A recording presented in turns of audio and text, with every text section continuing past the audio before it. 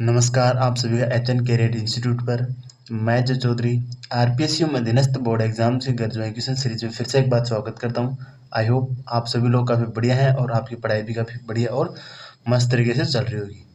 तो चलो आज के हम आरपीएसयू और अधीनस्थ बोर्ड एग्जाम्स की इस ग्रेजुएशन सीरीज में हमारा नेक्स्ट टॉपिक है किसान आंदोलन। ठीक है, हमारी इस सीरीज में अगला टॉपिक क्या है, आज का टॉपिक क्या है, किसान आंदोलन। ठीक है, तो आज के हम इस टॉपिक को स्टार्ट करने से पहले पीछे वाली क्लास में जो आपको क्वेश्चन दिया गया था, पहले हम उस क्वेश्चन को करते हैं, उसके बाद में आज ही क्लास को स्टार्ट करेंगे। तो चलो देखते हैं क्वेश्चन क्या था। लास्ट क्वेश्चन था हमारा कि उत्तरदायी शासन की स्थापना की मांग स्वीकार करने पर भरतपुर के किस महाराजा को राजगद्दी छोड़ने के लिए बाध्य किया गया था। तो किसको किया गया था ये बाध्य? किशन सिंह को। किसको?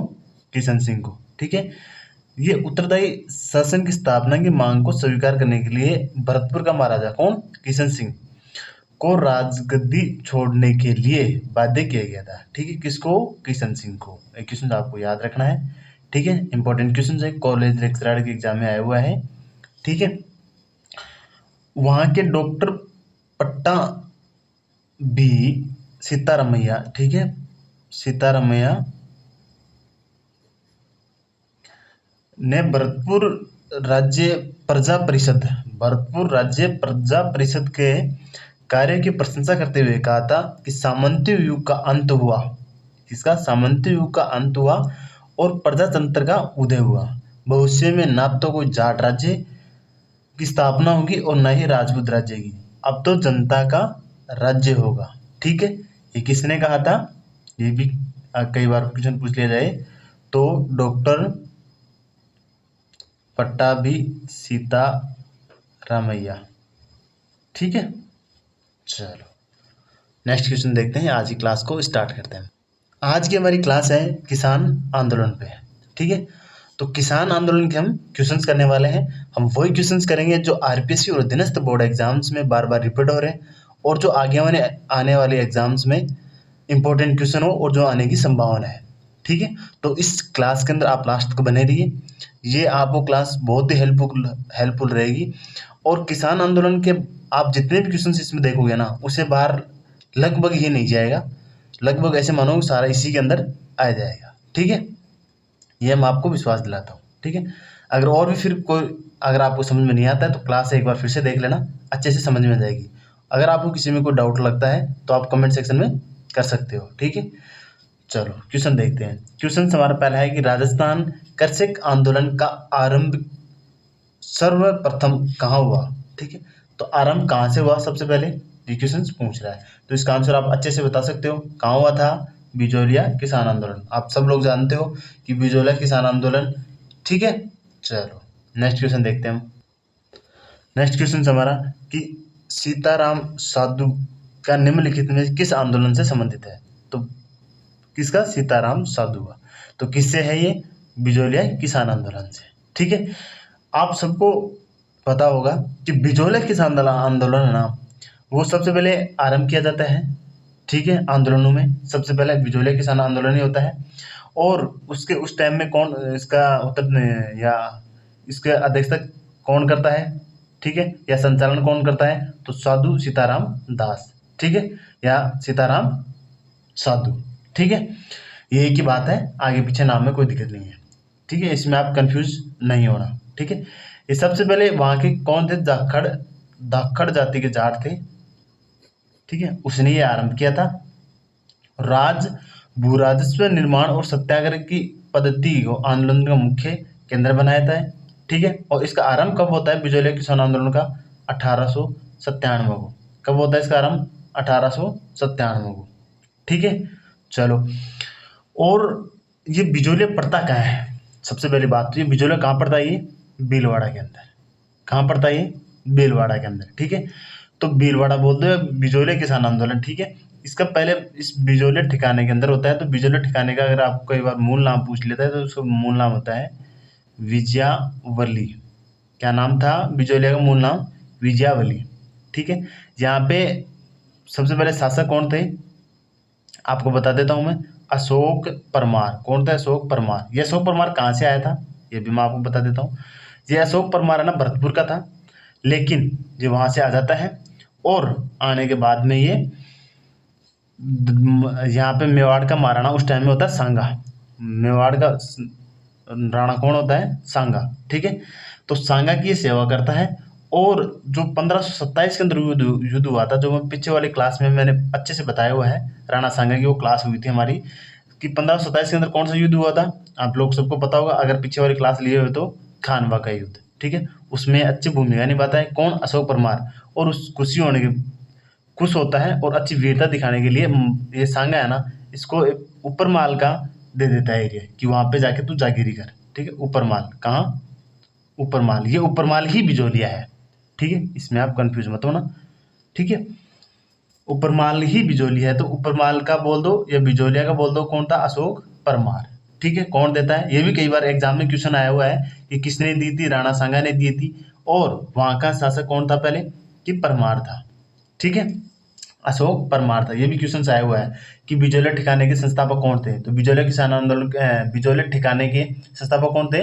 अशोक परमार। ठीक है, चलो देखते हैं ये हुआ किस लिए था, ये भी मैं बता देता हूँ कि वहां पे पहले एक प्रथा चलती थी किसकी? कर लेने की, वो थी कूंता प्रथा। कौन सी प्रथा थी? कूंता प्रथा। ठीक है, ये सबसे पहले प्रचलित थी कूंता प्रथा। लेकिन उसके बाद में वहां का कहाँ का? बिजोलिया का आया राव करशन सिंह शासक आया अशोक परमार के बाद में। उसके समय बिजोलिया की जनता के पास 84 कर लगाए जाते थे। कितने? 84 कर। ठीक है, और 1903 के अंदर, कब की बात है? 1903 की, राव करशन ने है ना चौरी कर लगा दिया। कौन सा कर लगा दिया? चौरी कर। ये भी क्वेश्चन पूछा जाता है कि चौरी लाग या चौरी कर किससे संबंधित है? तो ये चौरी कर क्या होता है? ये होता है लड़की की शादी करवाने ना, लड़की की शादी होगी तो कर देना पड़ेगा, वो कर था चौरी कर। वो कर लागू कर दिया। किसने किया? ये करसनदास ने। कई बार एग्जाम में सीधा पूछ लिया जाता है कि ये चौरी कर क्या होता है? विवाह से संबंधित या कोई लगान से संबंधित या कृषि उत्पादन से संबंधित, आय से संबंधित। तो किससे होता है? पुत्री की विवाह पर। ठीक है, चलो किसने लगाया था? ये करशन सिंह ने। ये भी क्वेश्चन आया हुआ है कि किसने लगाया हुआ है एग्जाम में। ठीक है, और एक और लगा दिया उत्तराधिकारी का। किसका? एक लगाया उत्तराधिकारी का। वो किसने लगाया? पृथ्वी सिंह ने। वो किसने लगाया? पृथ्वी सिंह ने। उसका नाम क्या था? तलवार बंदाई। क्या नाम था उसका? तलवार बंदाई। तो ये भी क्वेश्चन पूछ लिया जाता है कि तलवार बंदाई क्या था? तो ये उत्तराधिकारी कर था। किसने लगाया था? पृथ्वी सिंह ने लगाया था। ये भी क्वेश्चन आए हुए हैं, जो मैं जितने बातें बता रहा हूँ वो सभी क्वेश्चन आए हुए हैं एग्जाम में। ठीक है, इसलिए आप अच्छे से सुनना, और इनको अगर आप साथ ही साथ नोट्स बनाते चलोगे तो और भी अच्छा रहेगा। ठीक है, अगर याद नहीं रहता है तो एक बार फिर से देख लेना, आपको अच्छे से याद हो जाएगा। ठीक है, लेकिन याद करके ही जाना है।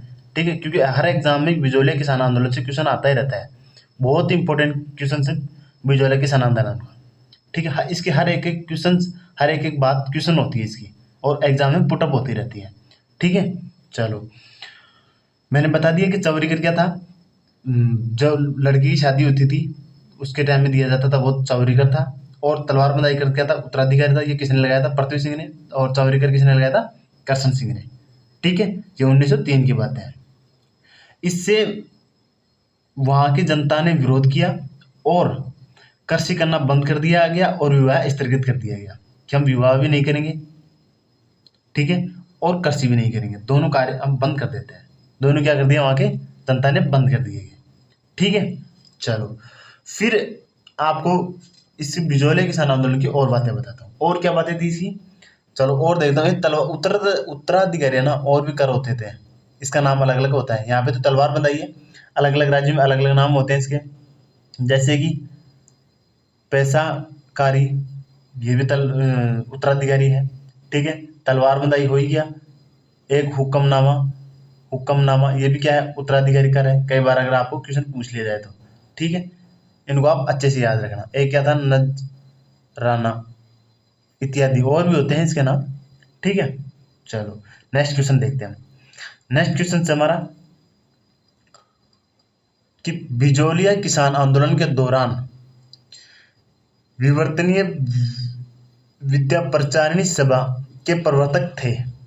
ठीक है, इसके प्रवर्तक थे। कौन थे इसके प्रवर्तक? आपको सबको पता होगा कौन था। विजय सिंह पथिक। कौन थे इसके? विजय सिंह पथिक, क्योंकि विजयला किसान आंदोलन में कौन थे? विजय सिंह पथिक। ठीक है, इसको भी आप अच्छे से याद रखना क्योंकि एग्जाम में क्वेश्चंस आया हुआ है। ठीक है, चलो। और अब विजय सिंह पथिक से ना और कौन से थे?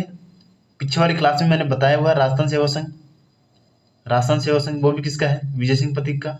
ठीक है, एक और याद रखना, राजस्थान सेवा आश्रम वो भी किसका है? विजय सिंह पथिक का।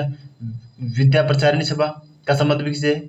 विजय सिंह पथिक से। ठीक है, एक और था किसान पंचायत से। कौन? किसान पंचायत, ये भी आपको याद रखनी होगी। किसान पंचायत से संबंधित किसका है? विजय सिंह पथिक से।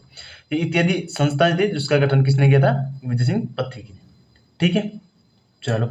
1916 की बात है। कब की?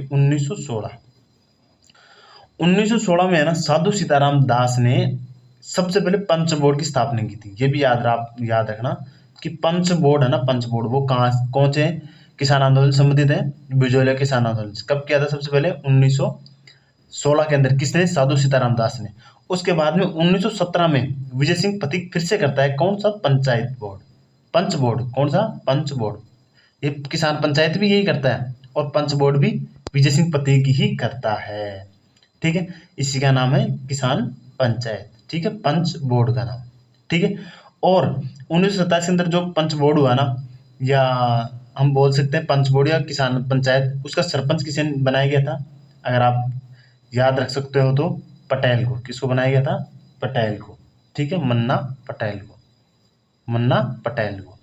ठीक है, ये भी क्वेश्चन याद रखना। पंच बोर्ड किससे संबंधित था? बिजोलिया किसान आंदोलन से। 16 के अंदर तो किसने किया? साधु सीताराम दास ने। और 17 के अंदर पंच बोर्ड या किसान पंचायत किसने की? विजय सिंह पथिक ने। ठीक है, विजय सिंह पथिक के बारे में मैंने पूरी बातें पीछे वाली क्लास में आपको अच्छे से बताया हुआ है कि ये कहाँ का है, राजस्थान में कब एंट्री करता है, किसे मिलता है या किसे कहने पे आता है। उसके बाद में वो चित्तौड़ में जाता है। चित्तौड़ में जाने के बाद में वो विद्या प्रचारिणी सभा से जुड़ता है और उससे जुड़ने के बाद में वो बिजोलिया किसान आंदोलन से जुड़ता है। विजय सिंह पथिक किसके कहने पे ये इसका नेतृत्व करता है? बिजोलिया किसान आंदोलन का साधु सीताराम दास के कहने पे। ठीक है, तो बिजोलिया किसान आंदोलन है ना 3 चरणों में होता है। कितने चरणों में होता है? 3 चरणों में, फर्स्ट, सेकंड और थर्ड। सबसे पहले मैं पीछे वाले क्लास में बताया, अभी पीछे वाले क्वेश्चन में बताया है कि कब स्टार्ट हुआ था ये? 1897 से। और चला कब तक था ये? सबसे लंबा भारत में अहिंसात्मक आंदोलन 44 वर्षों तक। कितने वर्षों तक? 44 वर्षों तक चला था ये। 1897 से लेके 1941 तक सबसे लंबा कौन सा चला था? बिजोलिया किसान आंदोलन। ठीक है, तो इसके नेतृत्व में भी 3 करते हैं। इसके 3 चरण होते हैं। तो 3 चरण किस आधार पर बांटेंगे? नेतृत्व के आधार पर। सबसे पहले नेतृत्व कौन करता है इसका? साधु सीताराम दास। उसके बाद में कौन करता है इसका? विजय सिंह पथिक। और विजय सिंह पथिक के बाद में कौन करता है इसका नेतृत्व? वो भी आप अच्छे से याद रखना, माणिक्यलाल वर्मा और राम नारायण चौधरी। और कौन करता है? जमना लाल बजाज। ठीक है, तो सबसे पहले ये पहला चरण कब से कब तक होता है? ये 1897 से लेके, ये भी क्वेश्चन आया हुआ है, 1915 तक। उसके बाद में सेकंड चरण कब से कब तक चलता है? 1916 से लेके 1922 तक। और तीसरा चरण और अंतिम चरण कब से? 23 से लेके 41 तक। ठीक है, ये भी आप याद रखना। इस साधु सीताराम दास के पहले चरण में और कौन थे?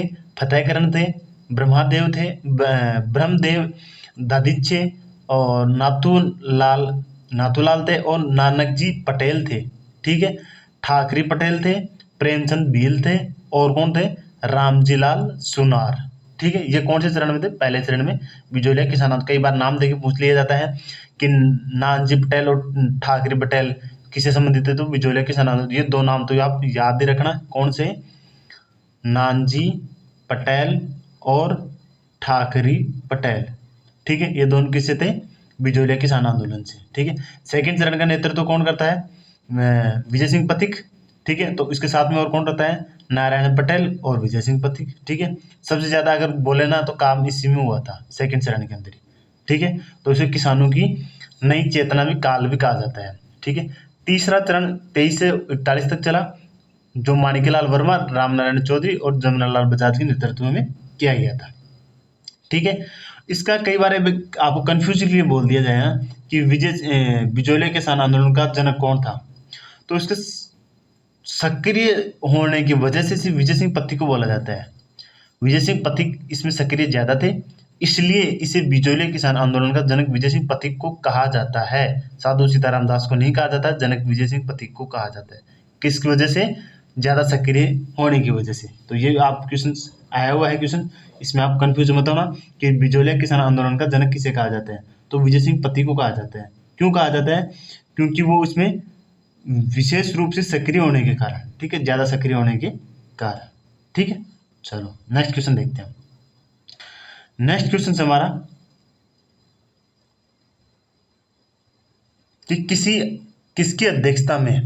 किसकी अध्यक्षता में शेखावटी किसान आंदोलन में 10,000 से अधिक जाट महिलाओं ने कटराथल में 15 अप्रैल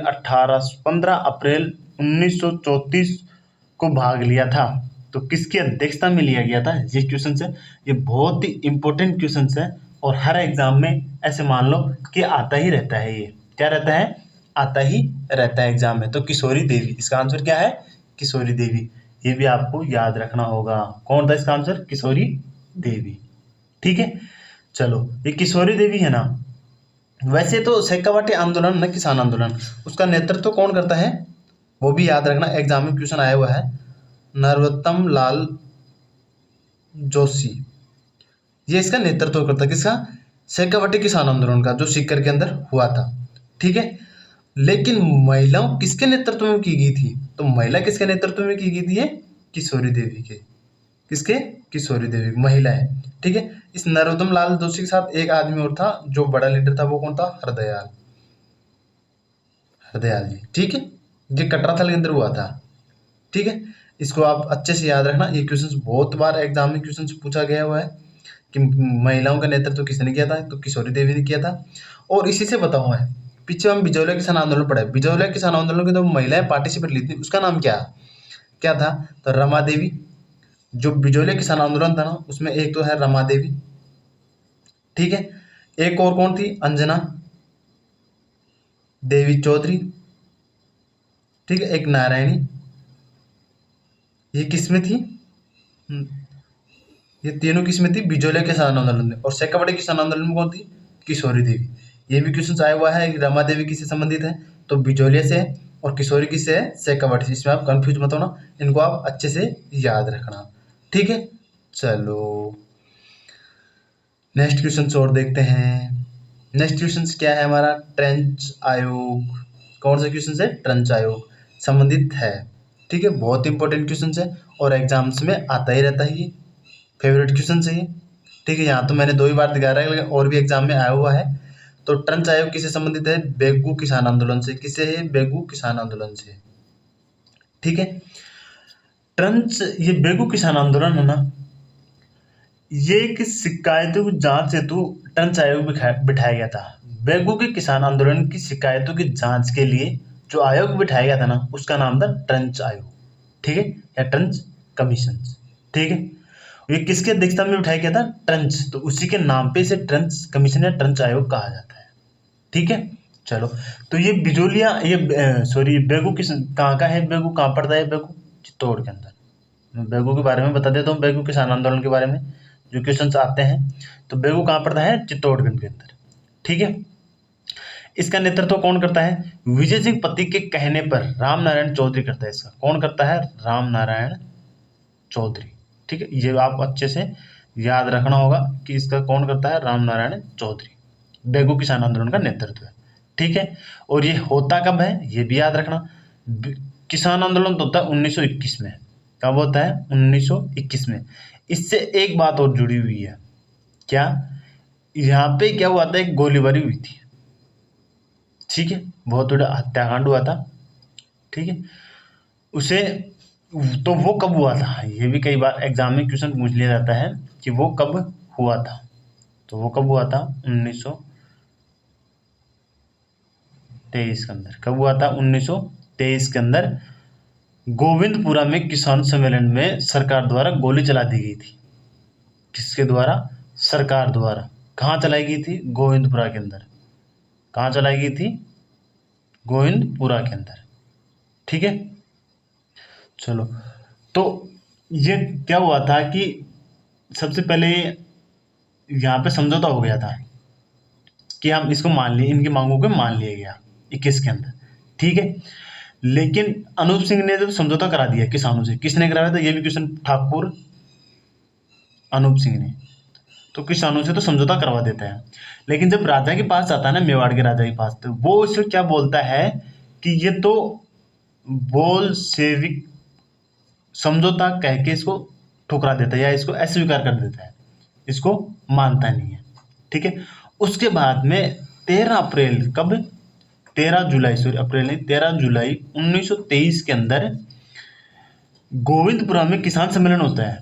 उसमें सरकार द्वारा गोली चला दी जाती है, सरकार द्वारा क्या कर दी जाती है, गोली चला दी जाती है, और वहाँ पे एक बहुत बड़ा हादसा हो जाता है, ठीक है। तो ये भी कई बार क्वेश्चंस पूछ लिया जाता है, तो ये आपको ये भी याद रखना होगा। चलो नेक्स्ट क्वेश्चन देखते हैं। नेक्स्ट क्वेश्चन से हमारा, रूपाजी कृपाजी किस किसान आंदोलन में गोलीबारी में मारे गए थे। तो रूपाजी कृपाजी किससे संबंधित है, बेगू किसान आंदोलन से, जो भी मैंने पीछे वाली क्लास में बताया है कि वहां पे गोलीबारी हो गई थी, कब, 1923 के अंदर, ठीक है। तो वहां पे उस गोली के अंदर रूपाजी और कृपाजी दोनों शहीद हो गए थे, ठीक है। चलो नेक्स्ट क्वेश्चन देखते हैं। नेक्स्ट क्वेश्चन जो है हमारा, नीमू चाणा हादसा अलवर में है, कब हुआ, ठीक है। तो नीमू चाणा हत्याकांड कब हुआ, तो ये भी क्वेश्चंस एग्जाम में पूछ लिया जाता है कई बार, ठीक है। तो कब हुआ था, 14 मई 1925 को, 14 मई 1925 को, ऑप्शन ए, ठीक है। ये अलवर में हुआ था। तो 23 से 24 के बीच में अलवर का राजा कौन था, ये भी कई बार क्वेश्चन पूछ लिया जाता है कि किस राजा, तो आप याद रखना उस टाइम में महाराजा कौन था, जय सिंह। कौन था महाराजा, जय सिंह, ठीक है। ने लगानों की दरें बढ़ा दी गई थी, किसने बढ़ाई, जय सिंह ने दरें बढ़ा दी, तो वहां पे विरोध हुआ, ठीक है। तो विरोध हुआ है कब, 25 को, 14 मई 1925 को आंदोलन स्टार्ट हो गया, और वहां पर स्थानीय शासन देना उसके गोलीबारी कर दी गई। जो वहाँ ये राजा थे ना, वहाँ पे गोलीबारी कर दी और सैकड़ों स्त्रियों और पुरुषों को मार दिया गया, ठीक है। कहाँ पे, नीमूचाणा के अंदर।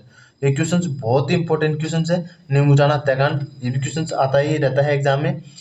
दिल्ली के एक अखबार था, एक दिल्ली में अखबार कौन सा था, एक रियासत, ठीक है। रियासत ने नीमूचाणा हत्याकांड की तुलना किससे की थी, ये भी क्वेश्चन पूछ लिया जाता है। जलियांवाला बाग हत्याकांड, तो कई बार एग्जाम में पूछ लिया जाता है कि जलियांवाला बाग हत्याकांड की तुलना कौन से आंदोलन से या कौन से हादसा में की गई थी, ये तो नीमूचाणा हत्याकांड में की गई थी। किसकी तुलना की गई थी नीमूचाणा हत्याकांड की, जलियांवाला बाग हत्याकांड से, ठीक है। और गांधी जी ने तो जलियांवाला बाग हत्याकांड से भी भयंकर बताया था इसको, किसको, नीमूचाणा हत्याकांड को, ठीक है।